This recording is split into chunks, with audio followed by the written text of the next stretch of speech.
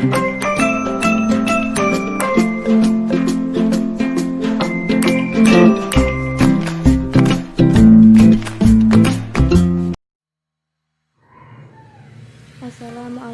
warahmatullahi wabarakatuh. Perkenalkan, nama saya Susiani, NIM 2002-160. Saya dari kelas Administrasi Publik 1B, mata kuliah Asas-Asas Manajemen. Dosen pembimbing Ibu Risna Dewi, SOS MSP. Baiklah, di sini saya akan memaparkan materi saya, yaitu tentang pengambilan keputusan. Nah, apa itu pengambilan keputusan? Pengambilan keputusan merupakan suatu proses pemilihan alternatif terbaik dari beberapa alternatif secara sistematis untuk ditindaklanjuti sebagai suatu cara pemecahan masalah. Proses pengambilan keputusan. Proses pengambilan keputusan yaitu ada 7. Yang pertama, menerapkan tujuan dan sasaran. Sebelum memulai pengambilan keputusan, tujuan dan sasaran harus diterapkan terlebih dahulu. Dan yang kedua, identifikasi persoalan. Persoalan-persoalan di seputar pengambilan keputusan harus terlebih dahulu diidentifikasi dan diberi batasan agar lebih jelas. Yang ketiga yaitu mengembangkan alternatif. Pada tahap ini berisi pengidentifikasian berbagai alternatif yang memungkinkan untuk pengambilan keputusan yang sudah ada. Dan yang keempat yaitu menentukan alternatif. Dalam tahap ini mulai berlangsung analisis terhadap berbagai alternatif yang sudah dikemukakan pada tahap sebelumnya. Dan yang kelima yaitu memilih alternatif. Pemilihan alternatif harus mempertimbangkan ketersediaan sumber daya, keefektifan alternatif dalam pemecahan masalah, dan kemampuan alternatif dalam mencapai tujuan dan sasaran. Yang keenam yaitu menerapkan keputusan.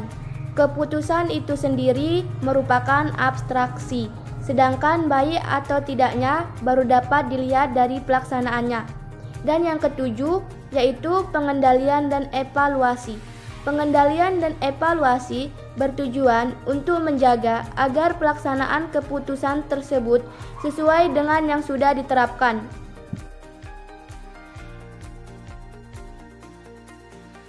Tipe-tipe pengambilan keputusan yaitu terdiri atas 3. Yang pertama, keputusan yang diprogramkan. Keputusan yang diprogramkan merupakan keputusan yang sudah direncanakan sesuai dengan kebiasaan, aturan, dan prosedur yang telah berlaku. Dan yang kedua yaitu keputusan yang tidak diprogramkan. Keputusan yang tidak diprogramkan merupakan keputusan yang tidak direncanakan sebelumnya. Biasanya berkenaan dengan masalah-masalah baru dan bersifat khusus. Dan yang ketiga yaitu keputusan-keputusan dengan kepastian, resiko, dan ketidakpastian. Situasi-situasi pembuatan keputusan ini menyangkut berbagai aspek yang tidak dapat diketahui dan sulit diperkirakan.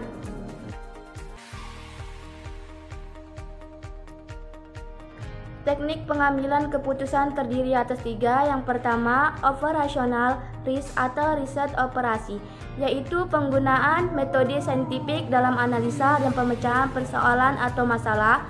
Dan yang kedua, linear programming, yaitu riset dengan rumus matematis. Dan yang ketiga, probability, yaitu teori kemungkinan yang diterapkan pada kalkulasi rasional atas hal-hal yang tidak normal.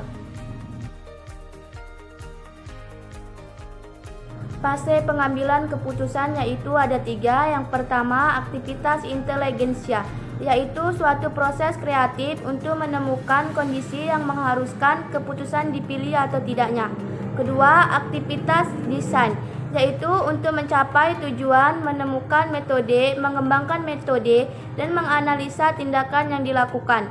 Yang ketiga, aktivitas pemilihan, yaitu di mana kita harus memilih satu dari sekian banyak alternatif dalam pengambilan keputusan yang sudah ada.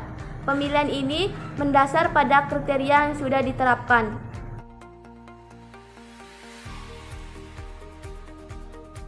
Fungsi pengambilan keputusan. Pertama, pangkal permulaan dari semua aktivitas manusia yang sadar dan terarah, baik secara individual maupun secara kelompok, baik secara institusional maupun secara organisasional.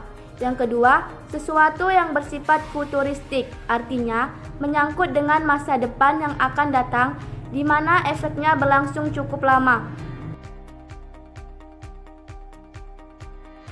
Tujuan pengambilan keputusan dibedakan menjadi dua. Yang pertama yaitu tujuan yang bersifat tunggal. Tujuan yang bersifat tunggal terjadi apabila keputusan yang dihasilkan hanya menyangkut satu masalah atau persoalan. Yang kedua, tujuan yang bersifat ganda.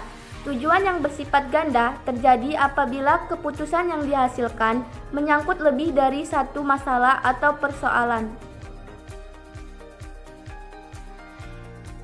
Gaya pengambilan keputusan.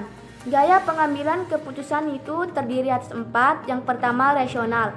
Rasional itu ditandai dengan strategis yang sistematis dan berencana, dengan orientasi masa depan yang jelas. Yang kedua, intuisi. Intuisi itu sendiri ditandai dengan ketergantungan terhadap pengalaman batin dan fantasi. Yang ketiga, dependen. Dependen itu lebih cenderung kepada keputusan orang lain. Dan yang terakhir yaitu keraguan. Keraguan itu lebih mengarah kepada menghindari situasi pengambilan keputusan. Berikut ini referensi dari materi yang saya paparkan tadi. Bisa dilihat di layar HP ataupun komputer Anda. Demikianlah yang dapat saya paparkan, kurang dan lebihnya mohonlah dimaafkan. Wabillahi taufiq wal hidayah. Wassalamualaikum warahmatullahi wabarakatuh.